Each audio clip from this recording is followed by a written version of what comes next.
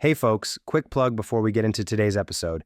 I'll be at the HubSpot AI Summit 2025 in San Francisco on June 11th. This is an invite-only event that's bringing together some of the top founders, enterprise leaders, and investors in the AI ecosystem. I'm joining some colleagues from Replit and LiveX AI for a session on how autonomous agents are starting to disrupt the SaaS ecosystem and what it means for go-to-market, product strategy, and how we build software in the next decade. I've got 10 invites to share with listeners of the science of scaling. If you're building in this space or investing in early stage AI and think you should be in the room, request a spot with the link I'll put in the description and make sure to put Science of Scaling in the referred by field. I'll review and handpick the 10 folks who will get approved. Hope I see you there. When the company is still small, you want to make sure that every single employee is motivated, is in seat, wants to achieve, wants to get to where you are. And I mean it, every single one. Today I'm joined by Carina Brockl, former CRO of Aurora Solar and Stage 2 LP. She joined Aurora in the early part of this decade, navigating them to unicorn status. And then boom, the macro changes. They had to pivot the model, they had to pivot the playbook, she had to pivot the team. And we're gonna unpack all the challenges as a leader as she managed that adversity through the transition. I'm Mark Roberge, and this is A Science of Scaling. Carina, welcome to the show.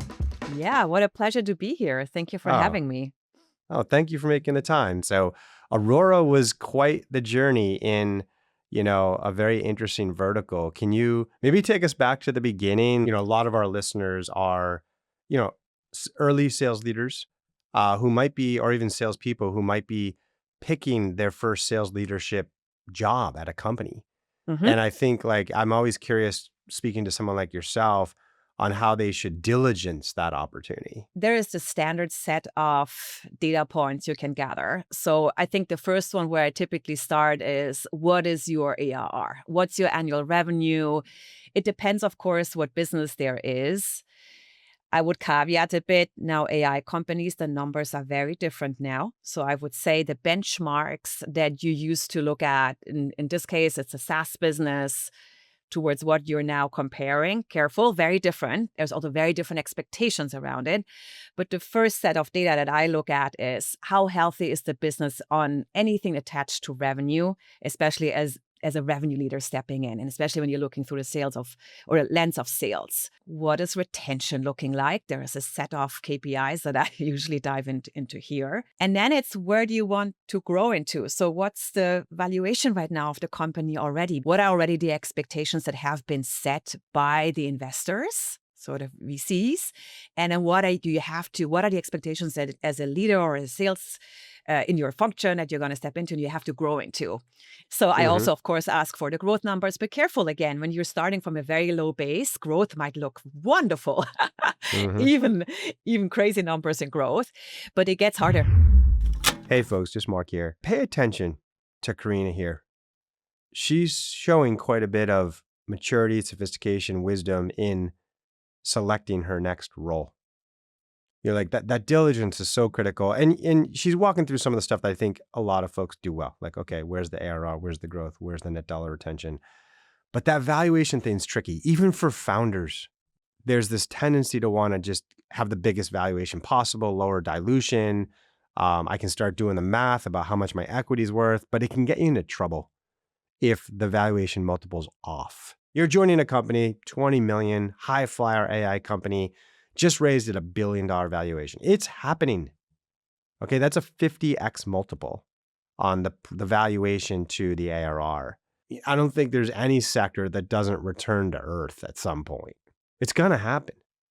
So just imagine, okay, you're valued at $1 billion, you're doing 20, and then you go have 2 phenomenal years. Okay, good years, double, 20 to 40, 40 to 80. You executed. But guess what? The sector corrected back to 10x. Now you just doubled 20, 40, 80, and you're worth 800 underwater.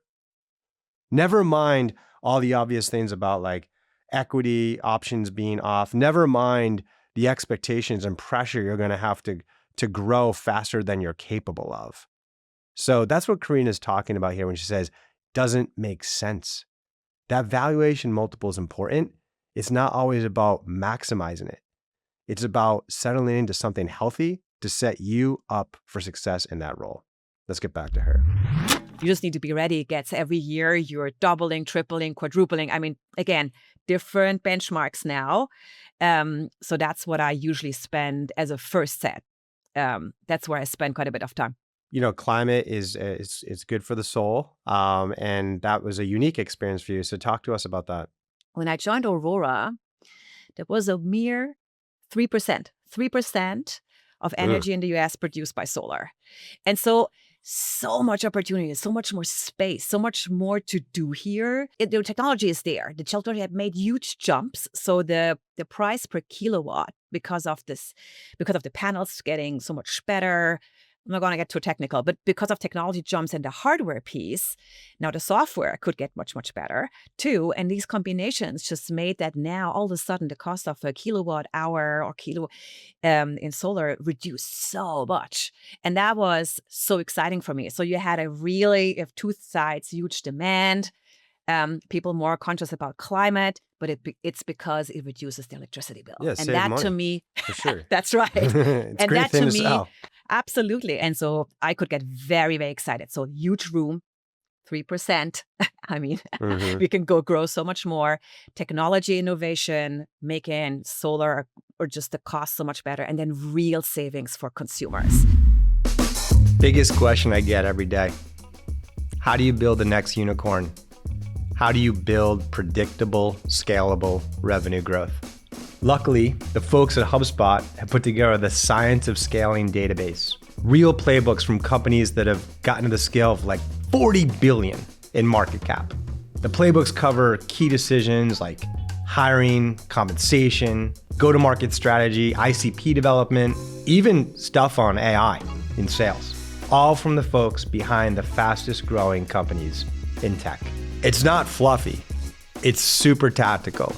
You know my content, you know my brand. It's stuff that you're gonna pick up, download, and put to use within an hour. So head to the description, click on the link, and download your free copy to start scaling your business today.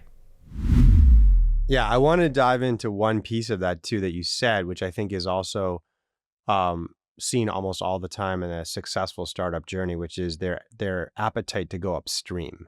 These startups come out and they sell the small businesses, great starting point, and they're a rocket ship. And at some point, and this is the right call, you know, whatever, 5, 10, 15, 20 million in revenue, and they were higher when you join. It's like, hey, we should go upstream now. What do you want to look for to know that a company's ready to go upstream for you to come in and make that impact? You have to dive into the product. You have to understand, is it ready for enterprise? And now I want to be a bit more precise. Enterprise and solar is companies, they're not actually that big. So solar installers, typically there's a lot of small, but then there's a few in the medium, but not that many. And then there's a good cluster of very large ones. Those are nationwide installers who nationwide install solar panels. The product needs to be ready to actually cater for more scale, meaning that in the enterprise, there is more requirements around security. There's more requirements about, does the product now, not only within a small team, but also all of a sudden, if you have 500 people on the platform, does it still work? Am I going to pass these workflow and security requirements of the enterprise? And it doesn't have to be perfect. I want to say that. But the company needs to be ready and to focus on the enterprise, because the product will need work in there typically. It will not be perfect. And so you need to have that appetite to wanting to collect those things, work with the product org, to then take the product where it's right now to sometimes it's already ready. That's the ideal situation. And you just go out and actually, you market and you sell. But most of the time you'll have to collect with the customers what's still needed to grow into that. Yeah, this assessment of going upstream and their readiness is important from many directions, as the CEO, founder, board, and Carina joining. And so you've seen a lot of these, and the commonality you see amongst those that are successful hit many of these points. Number one, they're what they call, quote unquote, pulled upstream, meaning they weren't purposely going there yet, but customers were showing up, large customers, like at the booth in the inbound, just like, we love what you're doing. We need to be more strategic, and they're willing to be a design partner with you. So oftentimes, like if it's really ready, you'll already see a couple logos there that are on board. Maybe it's not a full rollout, but that is a remarkable foundation by which to start. The other thing is, you don't want to commit to a revenue target right off the bat. You have to repeat the product market and go-to-market fit journey, as Carina is saying here. And that happens all the time, as folks are over-optimistic that the motion that they've built, the go-to-market system they've built, the way they generate demand, the playbook, the sales hire, the comp plan, the pricing model is only going to need to be tweaked to go upstream to the enterprise. That's usually very, very wrong.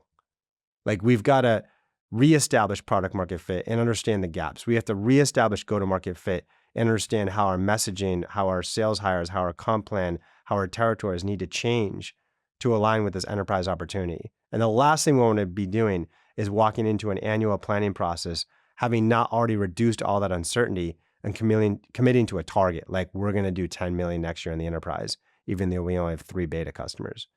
So just have the right mindset around the path and journey and steps and the timeline it's going to needed to be able to go upstream. All right, let's get back to Carina. When I arrive on a job, the first quarter, what I do is just listen. And I listen very carefully to what the organization is saying. And then the second part is I listen very carefully to the customer. But it's really just to listen, where are the biggest topics? And for Aurora, it was actually really easy already. So the team was already ready. They needed a bit more structure. So there was the internal side where it was structuring more. There were things like they needed to have territories. What were they doing? They were round robin, but they were too big at this point. It just wasn't set up fairly. It wasn't set up in a structured way. It was hard for anybody really in go-to-market to understand how did they get the set of accounts. And so just setting up a structure that is balanced, fair, is explained well, that matches with the comp plan, which just was a first.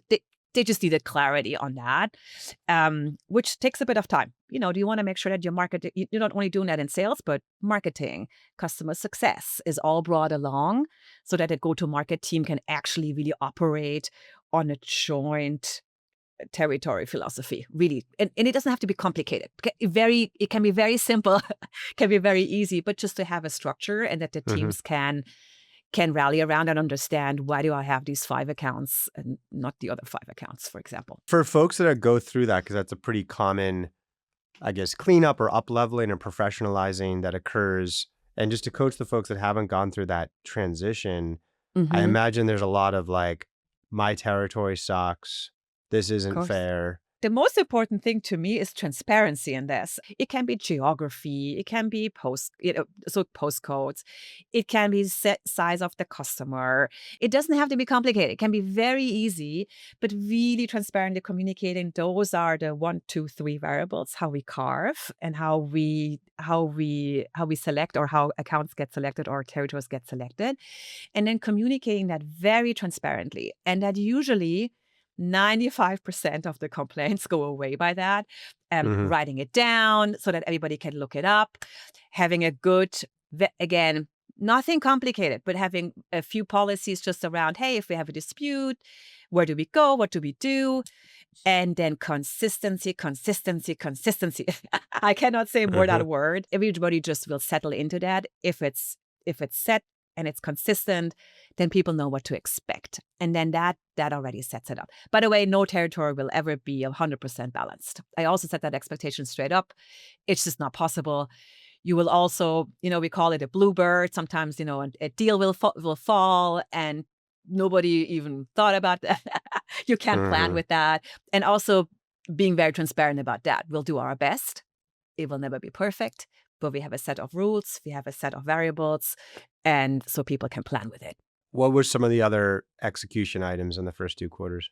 I just also look at org structure. We just Mm, looked at, what are the roles we have. You sometimes have a manager that actually has, let's say they have a team of SDRs or outbound, but then at the same time, they also manage the lead flow, and they manage the system behind, and they manage mm, they manage events. And what you want to do is just make sure that people are, that the workloads make sense, that they're right, that they actually match the job descriptions. And so there is a bit of just assessing your talent, making sure your talent is in the right spot, because that sets your people up for success. They know what their job is.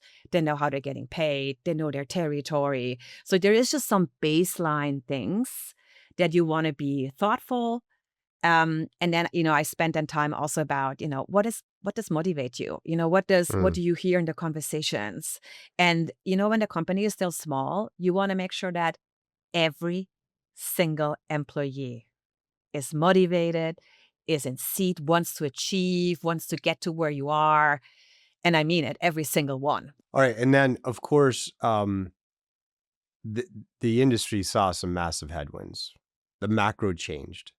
And so Yep. let's talk about that story. Give us the context. How far in were you? Where was the Yeah. company at? What happened? And then how did you react? I mean, Mark, the first 2 years at Aurora, we're hiring. So I Crazy. was, it I was remember just, hearing about we it. were, You were like running all over the world. It was insane. yeah.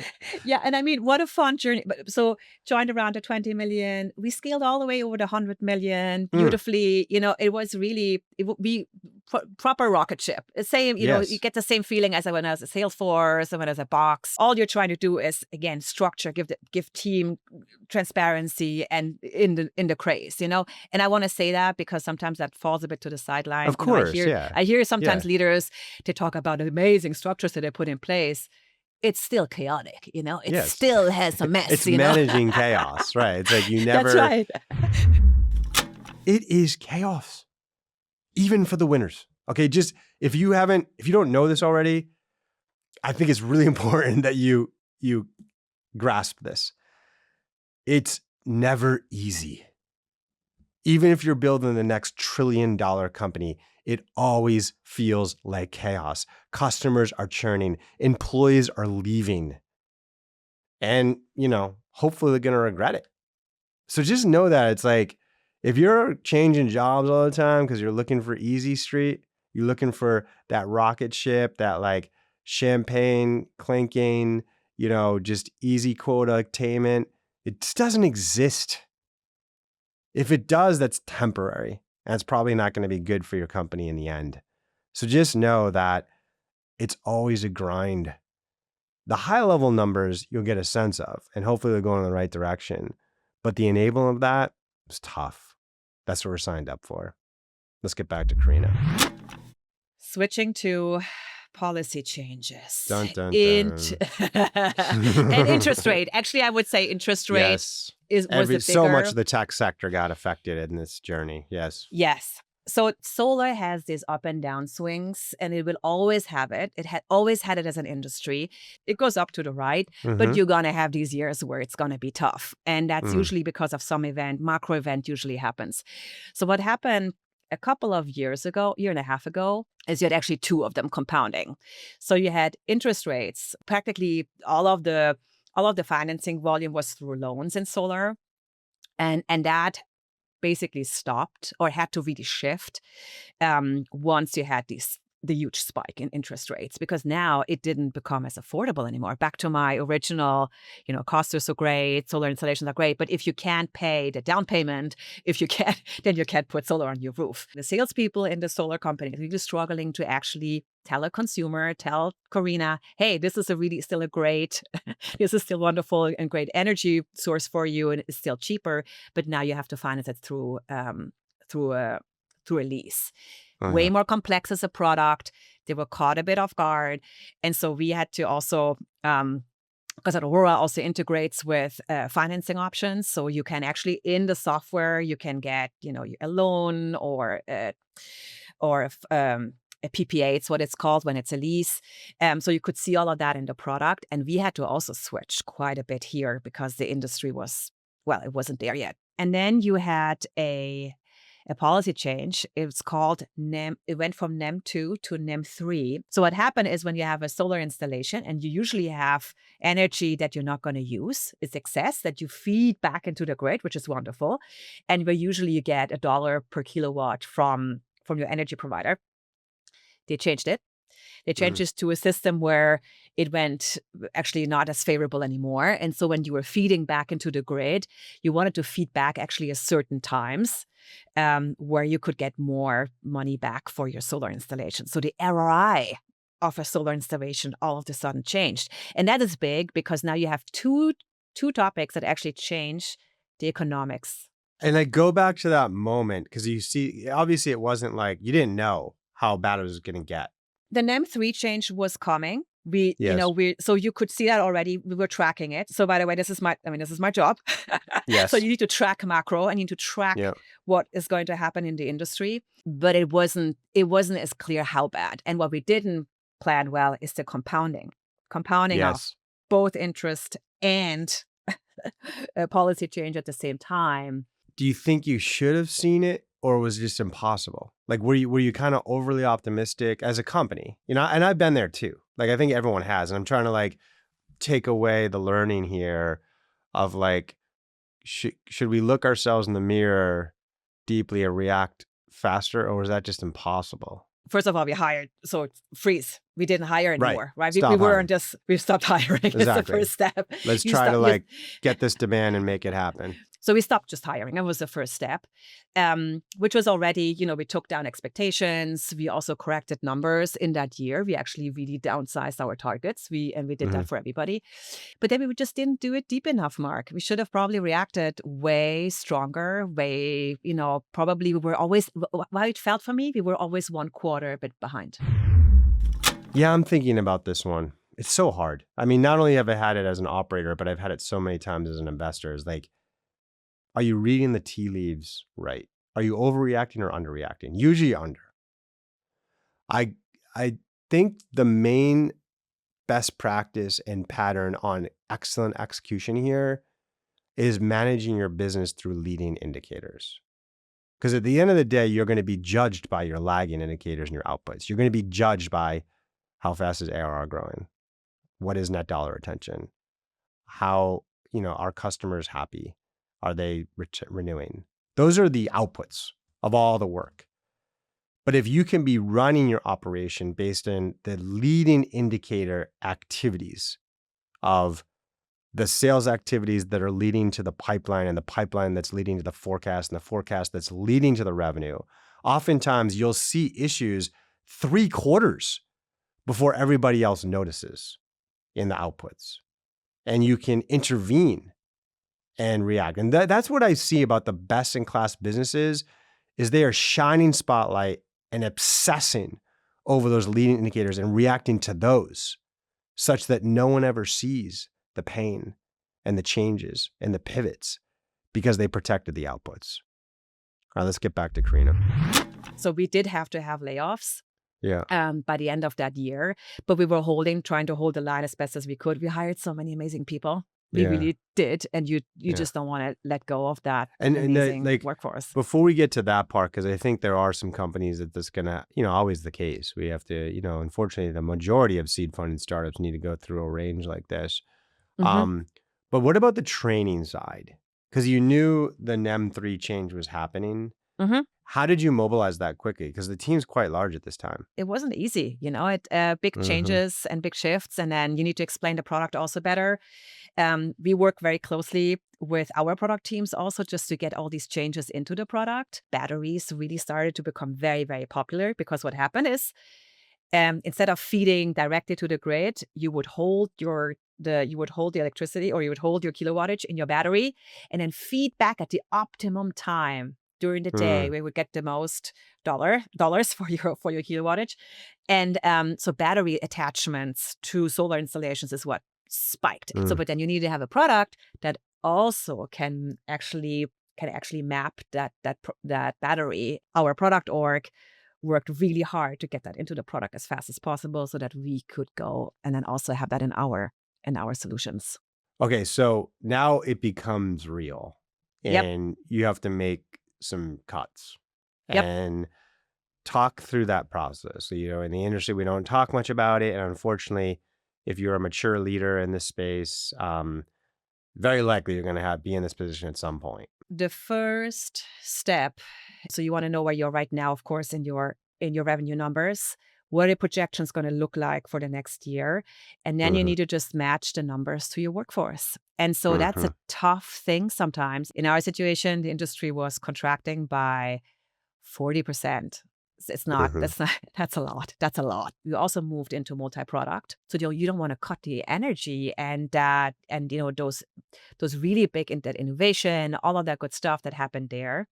So for us, a very big and important part was to discuss where do we need to make the cuts? Where are the strategic priorities of the company? And then alongside that, make those choices. And I'll be very concrete. Are we going to continue our geographical expansion? Yes or no? So we just launched in Europe, for example. We had just our first great results in Germany. And then do you stall that there? Do you refocus more on the US market? I'll give you another example. Do we go back to just our core elements and then we drop the future product developments? Or do we more lean into that, yes or no?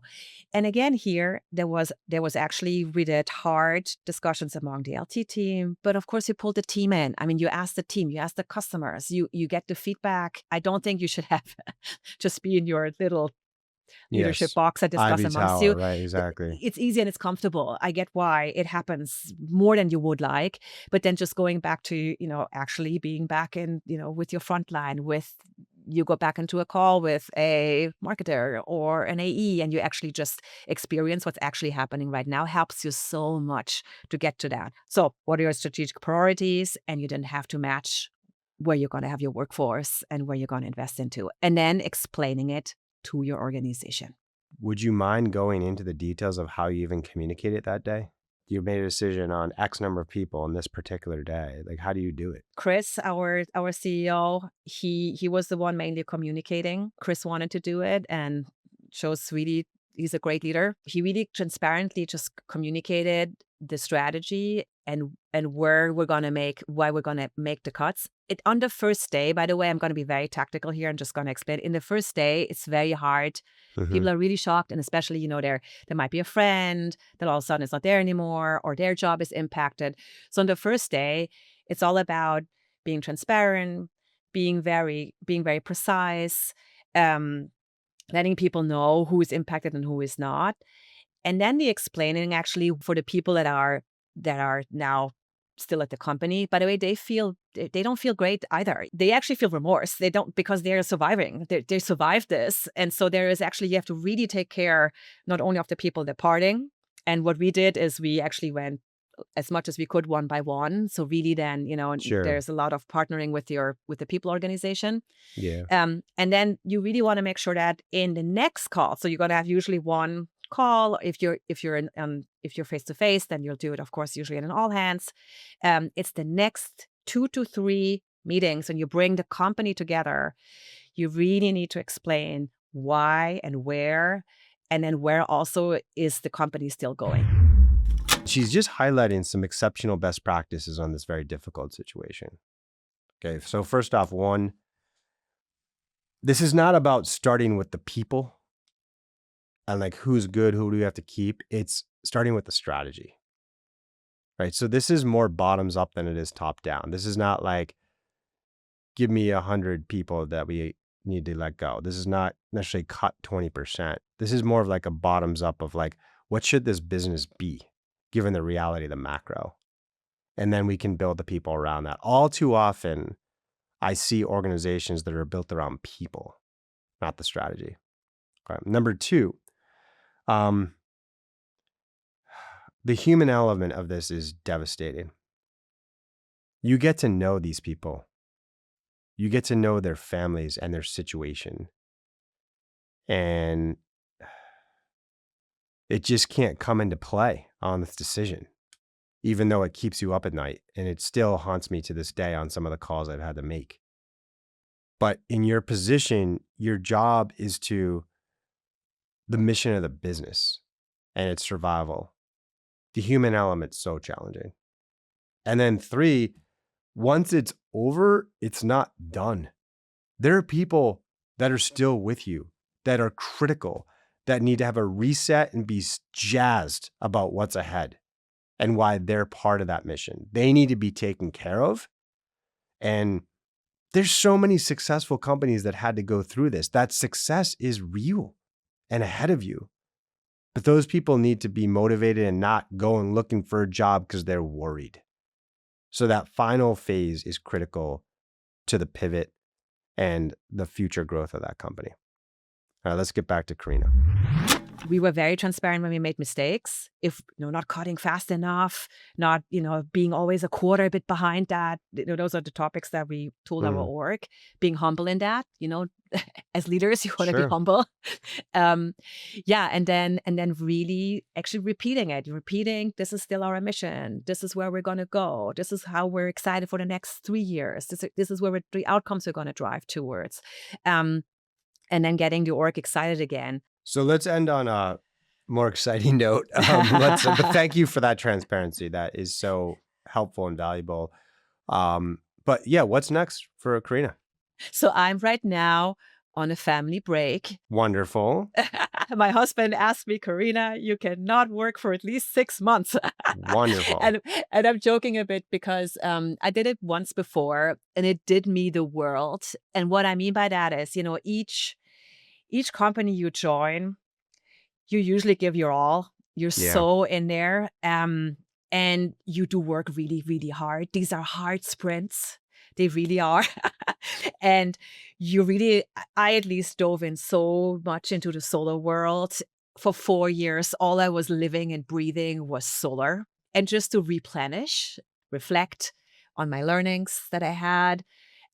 Because you always learn, you always do, you stretch yourself, also reflecting on the good, on the bad, and then you're just having a clean reset, So, and then, I want just to goof around with my children. I do want to say that I'm really excited, and I feel the same energy as I did when I moved from SAP, which was client server, to Salesforce, which was SaaS, and I'm showing a bit my age and how long I've been in tech.